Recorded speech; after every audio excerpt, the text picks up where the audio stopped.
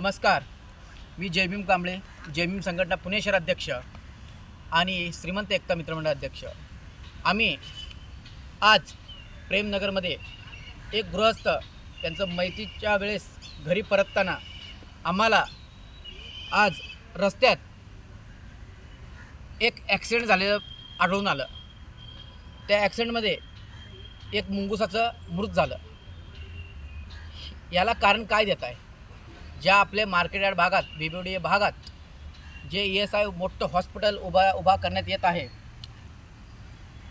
ते 1-2 वर्षापूर्वी तिथे पूर्ण जंगल होतं।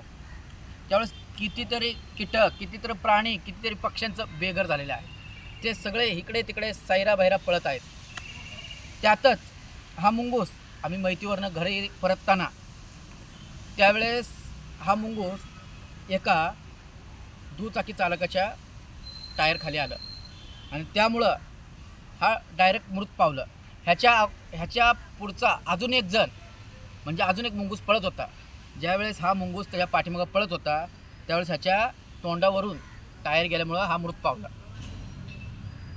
व्हिडिओ यासाठी बनवत आहे, शेजारी एक मोठ्या बिल्डिंगमध्ये एक महिला राहत होती। ती लांबूनच पाहिली त्यावेळेस ती असं नाही का, अरे बापरे काय की एखादं बाबा तुच्छ एखादा घाण प्राणी मेला आहे तसं ती वागणूक देत होती।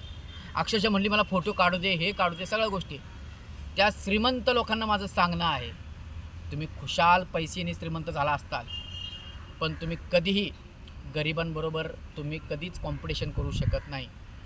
गरीब जो असतो ना तो मनाने खूप श्रीमंत असतो।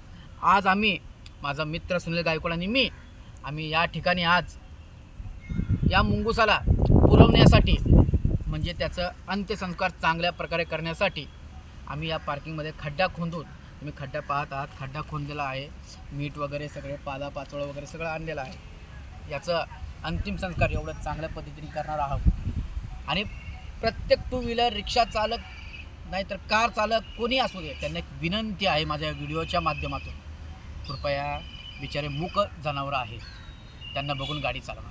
ते बिचारे त्यांना काय त्रास होतो ते कोणाला सांगू शकत नाहीत। एका माणसाला एखादा पायाला धक्का तरी लागला तर तुम्ही पोलीस चौकीत कंप्लेंट करू शकता, हे बिचारे कोणाला सांगणार? माझं मरण झालं, मला दुखतोय, मला त्रास होते। या व्हिडिओच्या माध्यमातून एवढंच सांगणं आहे आणि त्या श्रीमंत लोकांनाही सांगणं आहे, खुशाल तुम्ही आयुष्यात पैसे कमवा पण या प्राण्यांचा जीव तुम्ही विकत घेऊ शकत नाही। नमस्कार, धन्यवाद।